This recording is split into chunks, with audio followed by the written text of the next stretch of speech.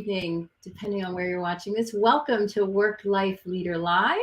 I am Julie Cohen, CEO of Work Life Leader, also an executive coach and leadership development consultant. It's great to be here again. For previous viewers, Work Life Leader Live is an opportunity for me to have conversations with interesting people about topics at the intersection of work, life, and leadership. We've actually been on hiatus for about a year or so. It's been a very busy year at Work Life Leader HQ, and I'm thrilled to be restarting this series. And with no further ado, I want to bring my special guest on, and I'll explain more about what we're going to be talking today. So I want to introduce you, or at least welcome Heather Kay, who is a strengths consultant. Hi, Heather. Welcome and congratulations on getting restarted and re-energized with this program. Really excited to be the first person back, I'll say. Yes, well, and I'm honored to have you here. So let me talk to you, first of all, before we get started and even introducing, we are talking about our topic for today is shape your world with strengths. But the way our conversations unfold is through our viewers, and to get input and questions and comments about, our topic today. So as I introduce you, I want to know who's here. So if you're watching live, and it is Wednesday, April 26th. It's 4 p.m. Eastern in the U.S. on the East Coast. So if you're watching live, please, in the comments of whatever platform you're watching, say hello, let us know where you're from, and put in hashtag live so we know you're live.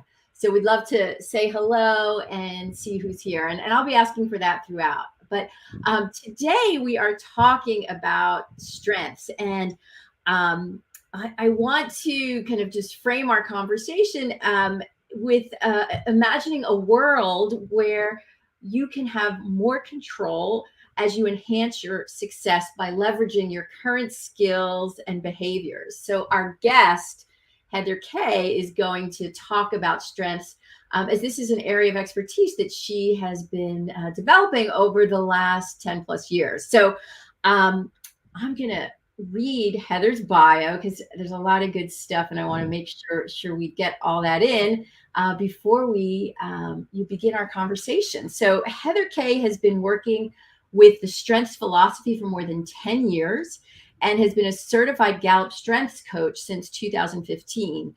She has worked for numerous industries such as security, healthcare, insurance, and education, focusing on learning and development, as well as talent management.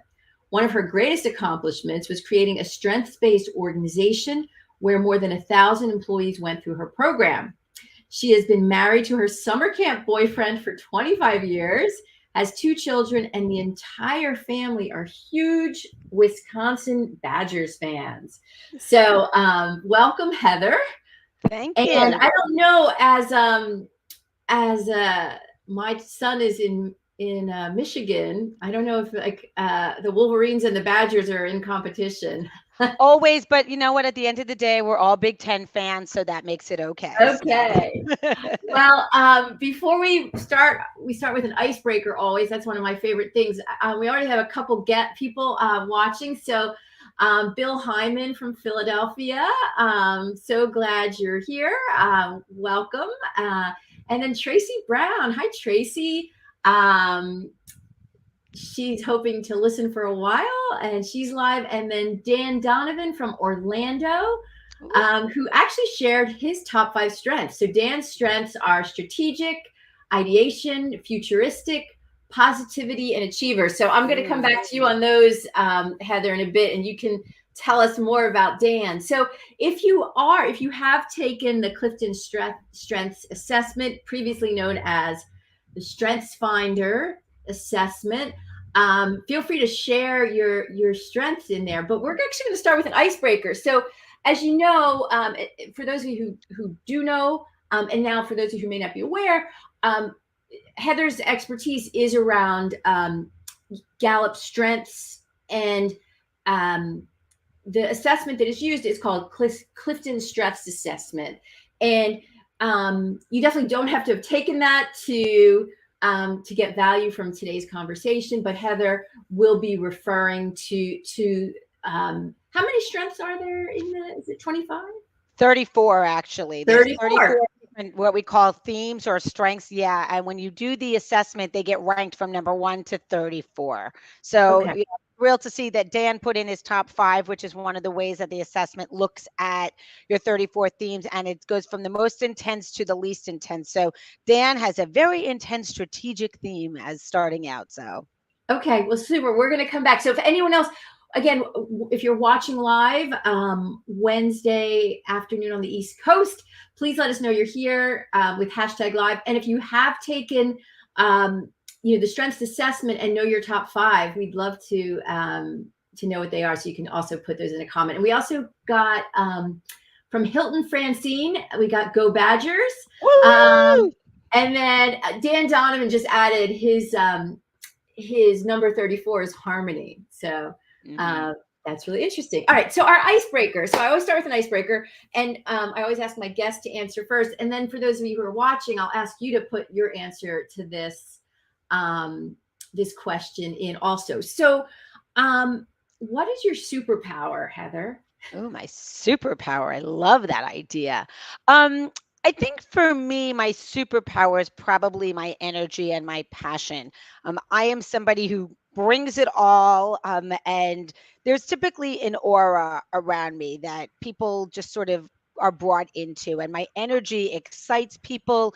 It makes them want to learn, makes them want to discuss, but more importantly, it makes them want to do something because my energy is not just about let's talk, let's hang out, let's have fun. It's also how do we make an impact? How do we do something? So when people leave discussions with me, either coaching sessions or workshops, they tend to be more engaged and know that there's an action item. So I think my energy is really infectious in a positive way. So I would have to say that's probably my greatest superpower. Okay, cool. And so for those of you who are listening, before you put your superpower, when I say superpower, it's just kind of a trait, a skill, a way you show up, something you bring that makes you unique and that has served you for quite some time. So would love to hear what you think your superpower is. If you want to share it in the chat box, please do. And while you're typing, I will share mine. So the PG version is I get stuff done. That's the G version. I get stuff done. And so, I'm an executor. I love solving problems, developing new projects, creating solutions, and then implementing. I am the queen of spreadsheets and lists, and my lists, things get crossed off. Like I never have long lists because there's always things getting done. I like creating very complex programs. The offerings that my company, one of our core offerings is a 12-month program that has about 300 moving parts that we put in place to roll out a seamless program. And when I created that, it took me about 1.5 years to create. And, I was at my best whenever I'm really getting stuff done. So that's my superpower. So if anyone else wants to share, please put in the chat box. But I'm gonna get started with Heather for our first question. So the title of our conversation, Heather, is, and I'm putting it up here, is Shape Your World with Strengths. So tell us how using your strengths can shape your world. Like, what does that mean to you? So again, as I said, my energy and my passion really come through with everything. I am just so passionate about everything, strengths and the themes. And I really believe if you understand who you are, what excites you, what you're innately good at, if you can capitalize on all of that, it can shape everything that you do. Your relationships, the way you work, the jobs that you have, the people with whom you work, how you raise your children, how you speak to your significant other. So I think that when you really understand yourself and understand not just what motivates you, but what your innate talents are, it really can have a strong effect on the choices that you make about how you work, what you do. And work, I'm not necessarily saying what you get paid to do, Could be something as, something like how you design your house. It could also be something about your vacation. What kind of a community that you want to live in, types of places that you volunteer at. So I really believe that any of your mechanisms for having a happier and a more engaged life really come from having that knowledge about what your strengths are, and then that shapes your world. Right. So what I hear you saying is it's really important to know what your strengths are so you can kind of lead with those, Yeah. develop those further, and that's how you're going to become more effective. Yes. Dan has a question. I'm going to get to that in a second, Dan, just so you know, but I'm going to ask one other question because then we're going to lead into Dan's question. So I do want to talk about the Clifton Strengths Assessment. Because as I said, you don't need to have taken that to get value from our conversation today. We're not selling that. And yet, because this is an area of Heather's expertise, is it worth taking? Tell us more, about, is it worth taking this assessment? Yeah, that's a And if great so, question. why do you think someone should take the assessment, independently as opposed to with their work? Yeah, absolutely. And to be fair, right, I'm not selling this. I don't get any kickbacks from anyone. But it's to get your top 5. Again, we said that there's 34. One of the reports is your top 5. To get your top 5, it's $20. You spend $20 when you go out and get 2 Starbucks. So for me, absolutely, I think it is a great, great investment. I also think it's a better investment when you work with somebody who can help explain it to you. But one of the things that I have found, working with, more than 1,000 people at a company 2 companies ago, was that when people got their themes, their strengths, and understood what they meant, they all said the same thing. Wow, this is really me. And or I never knew how to quantify or how to state this. What I used to tell people is, when somebody says to you, how do you know how to do this? Like, Julie, you had said that you're really great with making lists and you get things done. If somebody were to say to you, how do you know how to do that? Most of the time we say, I don't know. It's just how I work. And we're not really what I call consciously competent about how we do this. Having the report and completing the assessment provides us with that vocabulary, provides us with the content that we need to be better able to explain, not just to ourselves, but to others, how we work and why we work. So I'm a huge advocate of taking the assessment. And I tell people the top 5 is good enough. You can take the top 34, but like Dan said, harmony is number 34. Most people go to the bottom, and that's not really what we're about.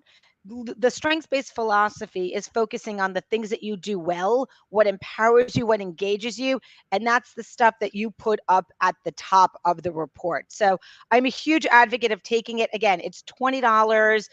We spend that much money when we go get a couple of cups of coffee. So why not spend that and invest in yourself? Right.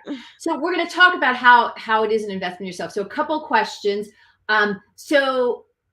And I again definitely want to invite people to any questions you have for Heather or for me around this topic. Please put them in the chat box. So Dan did ask, what are Heather's top 5 strengths? I'm sensing positivity, contagious energy. So Dan, I'm assuming you have had a lot of experience with the strengths. You can tell us if you're if you're a consultant or if you've also worked with strengths. Would love to learn more about that. So please share with us.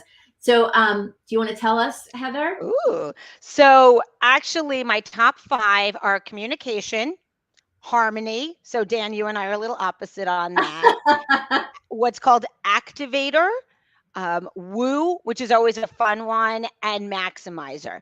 But to be fair, Dan, positivity, number 6. So it's right up there. Very good. Okay. So this is great. So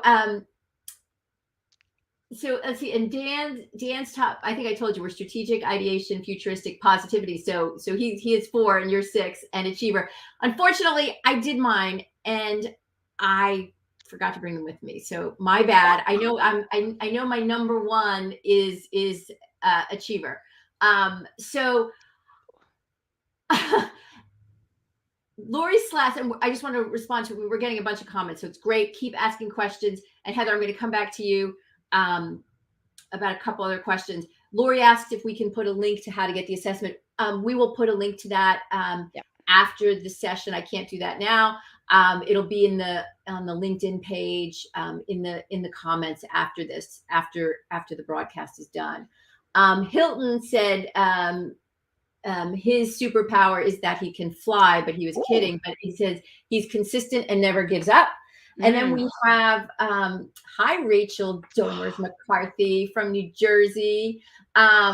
Good to see you. And her top 5 are communication, activator, harmony, maximizer, and she thinks relator. Rachel, we're practically strengths twins. You know, the chances of you having the same top 5 in the same order as somebody else is 1 in 33 million. So Rachel, Wow. we're not quite there, but we're pretty close. And relator for me is my number 9. It used to be in my top 5 and dropped. So I feel like you and I are sort of twins on this one. So okay, super.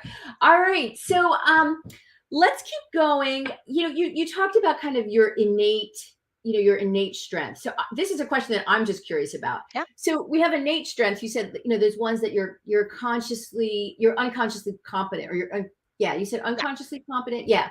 And so how connected are those innate strengths and the Clifton strengths? Like, do they mirror each other? Do you know any of that? Like, I'm just curious. Yeah. So the way that I look at this is that we all have things that we just naturally do. And as I said earlier, we're not really quite sure why we do it or how we do it. What the Clifton strengths assessment does is it quantifies it. It puts it into words for us. So I'll use activator as a great example, and Rachel's got activator. People who have the strength of activator like to get things started. They're constantly looking for something new to do. They're excited about it. Some people laugh at us and use the word squirrel, like, something's running across and we're like, oh, wait, what? Like, we almost can't focus because we're so excited about what else is new. But before taking the assessment, people like Rachel and I, we always behaved this way. When something came across our table that was exciting to us, we kind of jumped into it.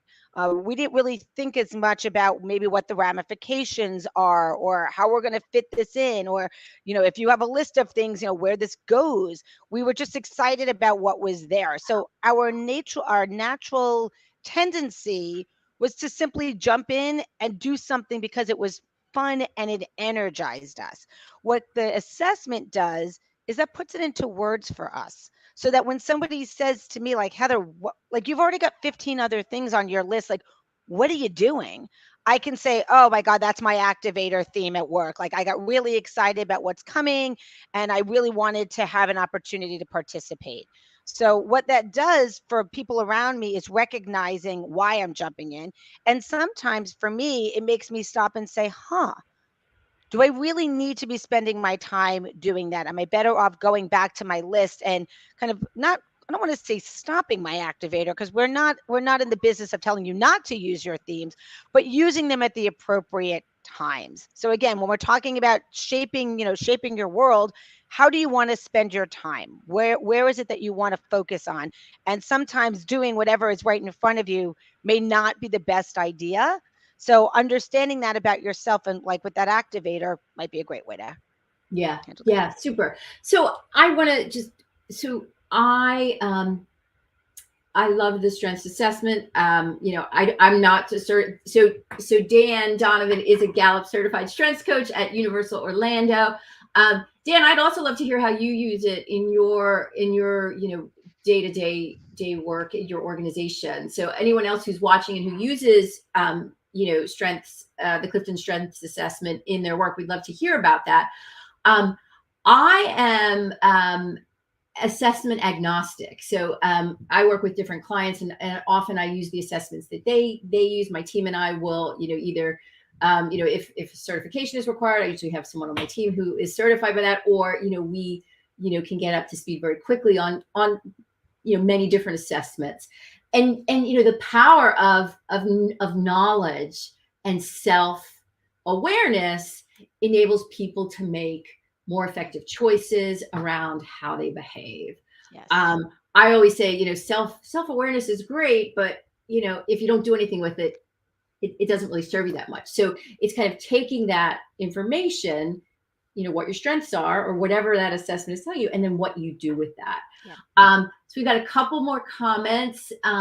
Mary Villa from PA. Hi, Heather. Good to see you. I took Clifton Strengths some years ago and don't remember on the VIA Strengths assessment. My top 5 are love of learning, teamwork, honesty, and fairness.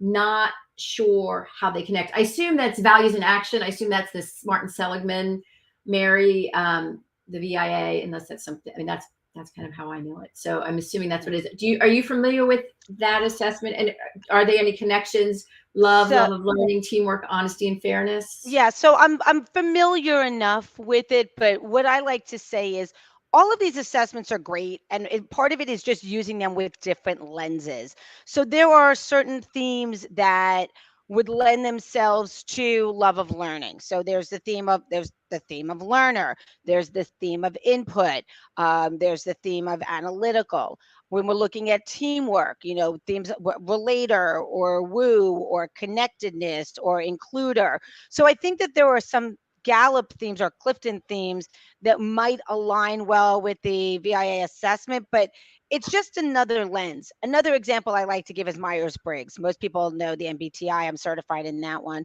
And what I say is if you are an introvert or an extrovert, that can have a difference on, let's just say, communication. So my top theme is communication.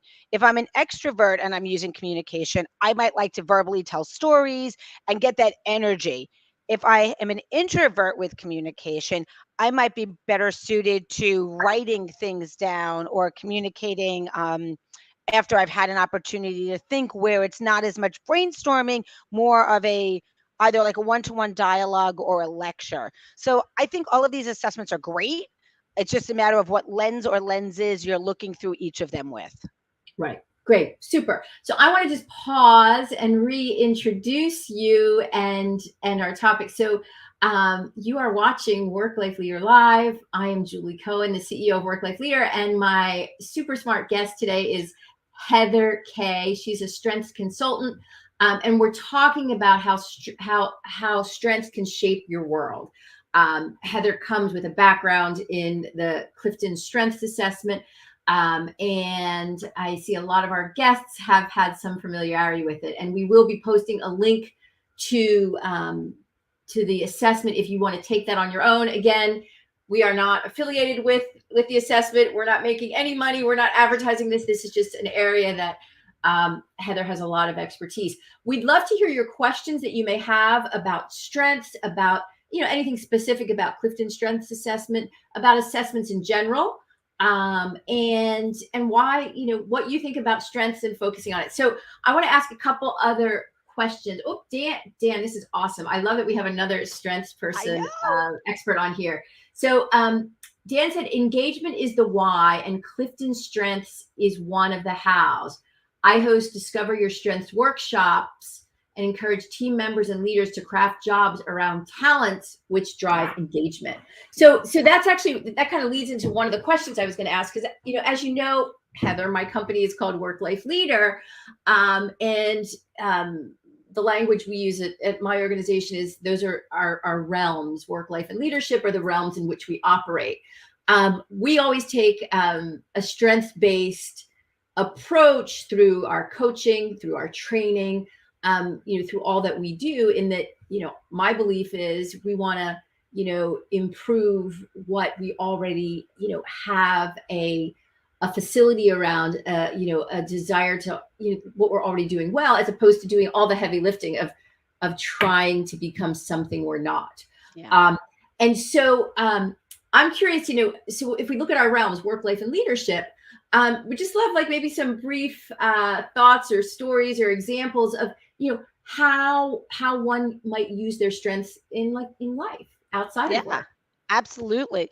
So at work, the way that you manage your life at work, I think is really important. So one of the themes is called arranger. When you have the strength of arranger, you're constantly looking at how to position everything for maximum effectiveness. So you're moving things around, you're rethinking. Sometimes people who are working with those with the strength of arranger get very frustrated because decisions have been made, but then something else comes in or somebody else pops in. and then like, oh, but wait, what about this? So, when you're working and you know that you have the strength of a ranger or somebody else has the strength of a ranger, you have to be prepared to consistently be thinking, okay, are we really done here? Are we moving on? How do we get that maximum effectiveness? Another example is, you, Julie. So you said that you like lists. People with the strength of achiever love getting things done. It gives them this emotional high. So I always encourage people who have that strength of achiever, lean into it. Create those lists. If it gives you joy to cross it off, make sure that you are doing that. So this concept that, well, we have to look with technology and you use OneNote or whatever you're using versus just having the good old, like Franklin Covey, which tells you how old I am, book to cross things off. If that engages you, if that makes you happy, then that's what you need to do in order to accomplish your work. Another example is people who like routine. If you like having that consistency, figure out a way to be consistent. If the first hour of your day is going to be consistently checking emails, then make that, because what that's going to do is it's going to allow your brain to say, I know come 9:15, now I'm ready to do my ideation. Now I'm ready to kind of think about things. If you're somebody who's a people person at work, but you know that you have to do work, that you can't just be up and talking, set some parameters about when you're going to be meeting with people, assuming that you have that consistency piece. I mean, if you don't have that consistency piece, but you just love being around people, ensure that you build into your work opportunities to connect with others, to brainstorm with them, to shoot them information. And you might have to put that in your timeline. So if something is due on Wednesday, but you know that you want to talk with people, make sure that by Friday you get them whatever it is that you need so that they have some time to think about that. So from a work perspective, really leaning into how you work. And I agree wholeheartedly with Dan, that Clifton Strengths is really about the how. And if you understand that how, you're going to be more successful for achieving whatever it is that you achieve. So that's Super. that's how I would say from the work Yeah, perspective. great. And I just want to remind people, please use comments. We'd love questions or comments. We want to hear from you. And we've heard Rachel added, that's my other strength, a ranger, not relator. I love packing the car for vacation. So Right. very And cool. And go ahead. chances are, Rachel, you put stuff in and you're like, oh, wait, but if I do it this way, when like another bag comes out, you're like, all right, where are we going to fit this in and move that around? I think the car packing is a great example of somebody who has a ranger. So how does that, I'm going to just use Rachel as an example. So how does that arranger show up, as a leader? How might that show up? Yeah. So I think a ranger as a leader is somebody who is consistently asking their team, how do we get better? What are we maximizing? And Rachel also has the strength of maximizer, which is typically taking things and going from good to great. So she's got both of those, which I think really complement each other well. But that arranger theme is constantly saying, what else? What if? How else can we make this better? People with the strength of a ranger are hopefully helping their team to see that there are other ways to achieve things. So it's really empowering for their direct reports, because they typically, I have to say typically, are not saying, oh, here's how I've done it in the past, this is how you need to do it. People with the strength of a ranger will typically say there's lots of ways to do it. How do you get to maximum effectiveness? How do you ensure that you get done what you need to get done? I'm here for you, and I'll talk with you, because I love having an opportunity to kind of talk and think about different ways to pack the car. I'll use that analogy, Rachel. But they really do try to empower their folks so that their direct reports know there's multiple ways to get things done, but at the end of the day, you need to get it done, and it needs to be done in an effective way. So that's how Right. I would answer that from a leadership perspective. Great, thank you. Yeah, so Rachel commented, arrange the people to tap into their strengths and also arrange my calendar to be most efficient. So that Yep. seems like a really important theme for you. So we have a great question for Bill Hyman, which was actually something I was going to lean into. Bill, you kind of are following along, not surprisingly, really well.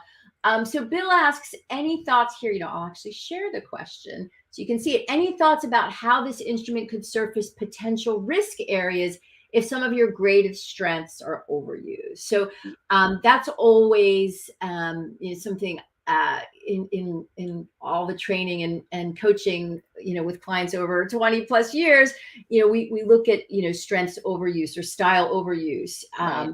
So how does this, the assessment and or, strengths, how do you look at Yeah. overuse? Great. And Bill, good to see you. So, what I would say is that the strengths philosophy is really based on helping you enhance what you naturally do well, not fixing what's wrong with you. So, this tool itself doesn't provide derailers. The tool itself doesn't say, this is what's wrong and how you have to fix it. But one of the quotes that I typically talk about in my workshops is that any strength maximized can become a liability. So I think it's not so much about the tool as about that self-awareness, but also having accountability partners. So an example I'll give is for myself, communication is number one. Now, sometimes being in a meeting with me is not so much fun. People with communication like to talk, they like to get their information out there. And probably about 15 plus years ago, I became very aware that this was an issue. And I had an accountability partner. And whenever we were in meetings, because before Zoom, we used to actually get together in meeting rooms, she and I would sit across the table, and it was like a Carol Burnett show. Whenever I was talking too much, she would do like a little something like this with her hair just so that I would see it. And that helped me to recognize I was talking too much. I would also create parameters for myself. I would say, Heather, you're going into a meeting and you can only talk 3 times. So those 3 times better be important rather than just saying, hey, Bill, good job. Because then I'm saying, oop, now I wasted one of my 3 times. So I think that when it comes to looking at maximizing your strengths or your themes, part of it is being self-aware, and part of it is really working with others with whom you trust, who can say to you, "Hey, Heather, your communication theme is a little bit on overdrive, and you may want to just temper that a bit." Again, we're not telling people not to use their themes, but we want to make sure that you're using your themes or your strengths appropriately and the best times. Yeah, and I think it's really important. Again, what you're talking, from the strengths, the Clifton Strengths Assessment framework. My take on strengths in general is, you know, it's finding that sweet spot where Yes. we're using our skills and talents to their fullest and not relying too much on our strengths to the detriment of losing efficacy. And so, Correct. again, working with a coach, an accountability partner, or just being really mindful. Yeah. Um, do I have a robust toolkit, or am I only using my hammer? Right. So it's Correct. really important. Um, And Bill, so you can ask as many questions as you want. Do not worry. Oh yeah, so some on this call have given me feedback that I ask too many questions, so I'll only ask one today. Bill, yes, you most definitely can ask as many as you like.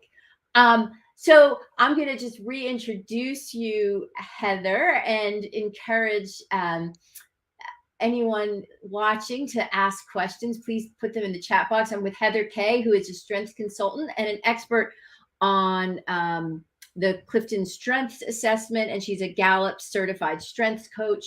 And we are talking about how you can shape your world with strengths. This is Work Life Leader Live, and we love to hear from you and engage with anyone who's watching live. And even if you're watching a recording, you can put comments in, and we will revisit and get back to those comments later also. So, is there anywhere we shouldn't use our strengths, or kind of come to this lens, use this lens? Are there certain areas we shouldn't use this lens? No. Nope, nope, nope, nope, nope. And people will say to me before taking the assessment, like, what should my brain be thinking? Is this work me or home me? And I say, this is you. And if you're utilizing your themes or your strengths all the time, you're going to be more engaged, you're going to be more productive, you're going to be happier. Like all the things that we want for ourselves it's like magic. Like it's gonna happen. So again, I use this with everything. My children, I've got a 20-year-old and an almost 18-year-old, and they did the strengths assessment a couple of years ago. There's one for younger kids. I use that to help parent. Now, mind you, they're still teenagers, so it's not always as easy, but I recognized how to parent differently by understanding what their themes are.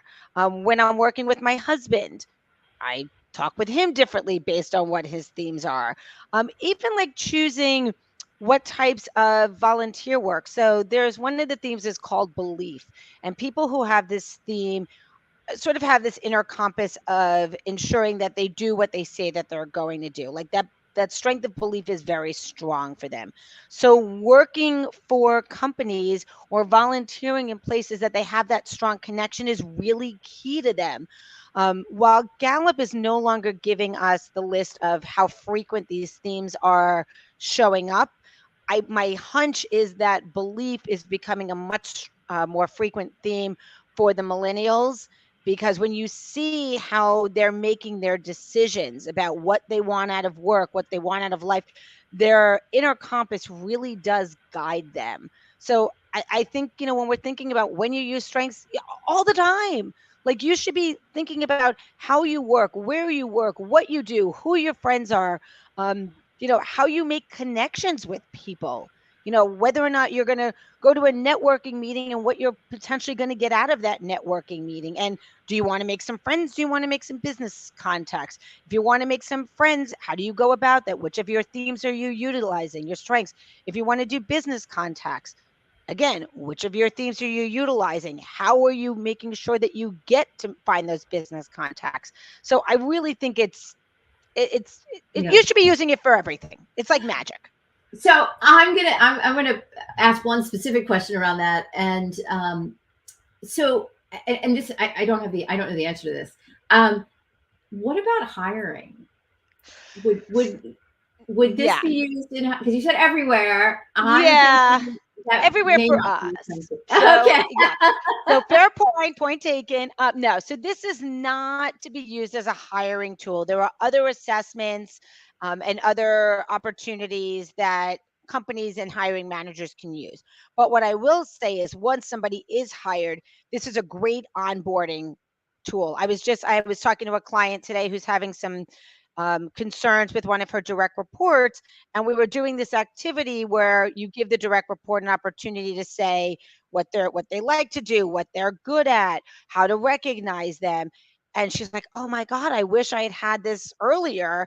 And I said, "Yes." I said, when you hire somebody or when you take over a team, these are the kinds of questions that you should be asked, regardless whether it's strengths based or not. Right. But if you know what their themes are, it makes it a lot easier for you to manage them. So no, I would not hire, but I would have an understanding. So actually, a quick story. I had a sales manager who went through my training, and at the end of it, he's like, "Heather, I get it. I'm totally on board now." And I said, "Great. What are you on board with?"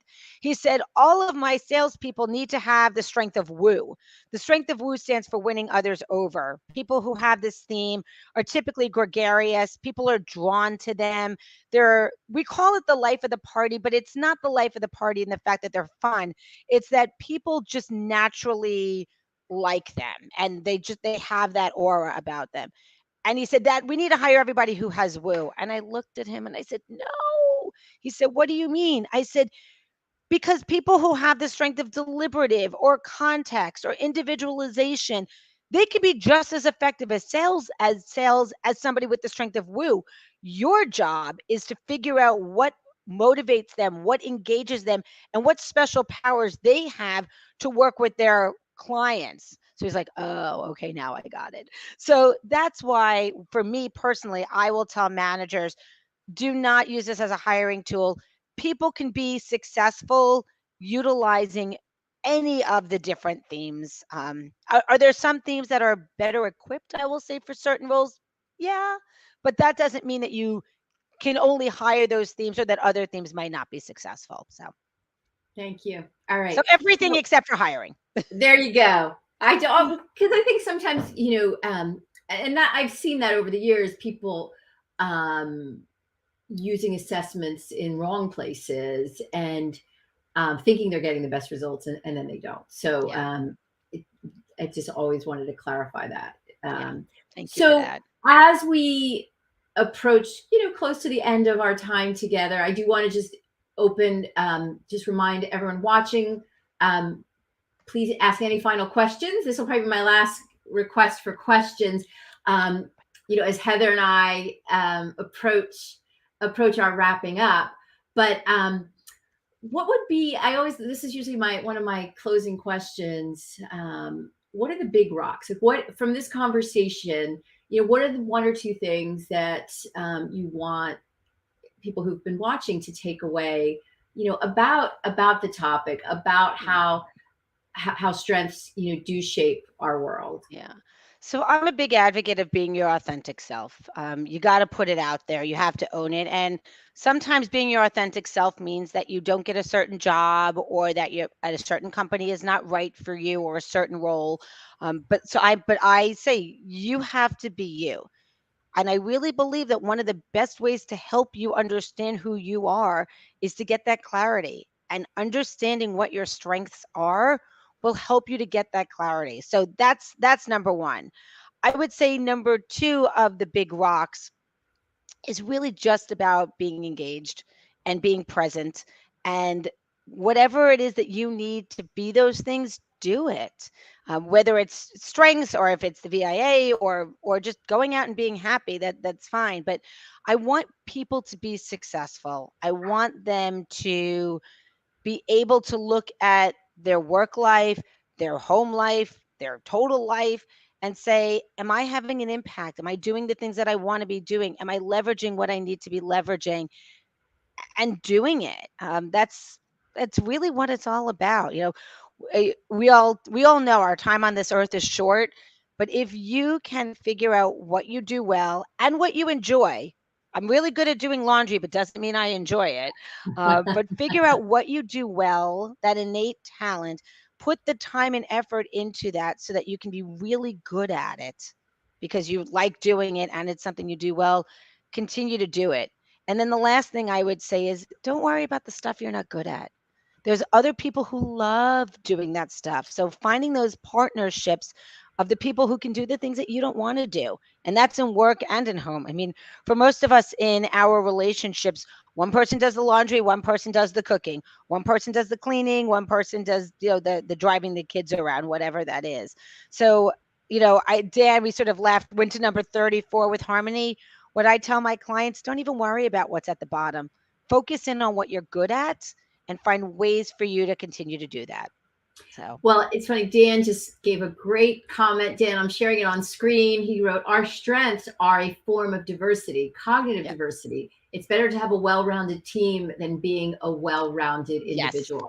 correct. It's funny. One of my another superpower that I have is I know really what I shouldn't do. Like I know what I'm bad at.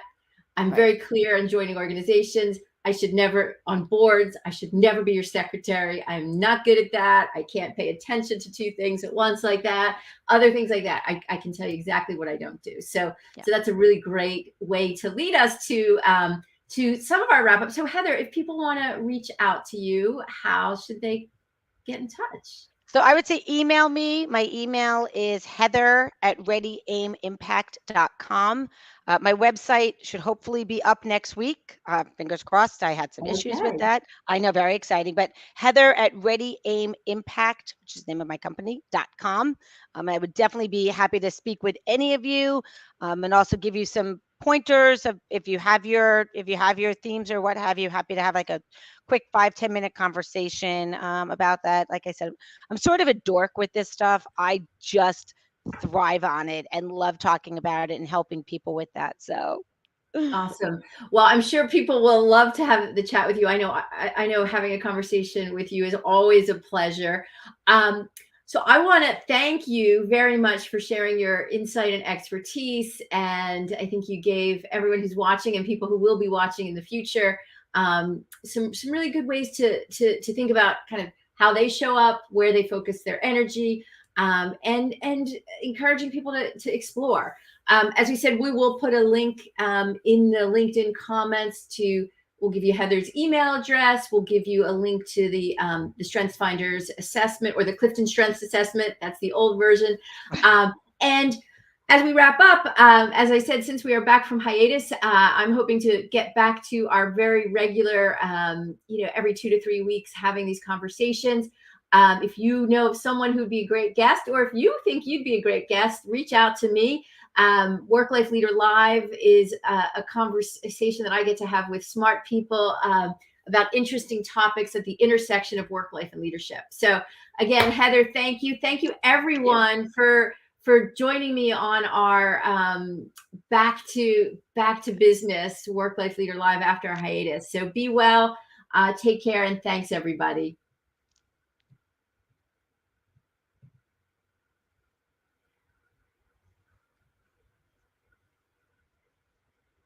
I'm just waiting.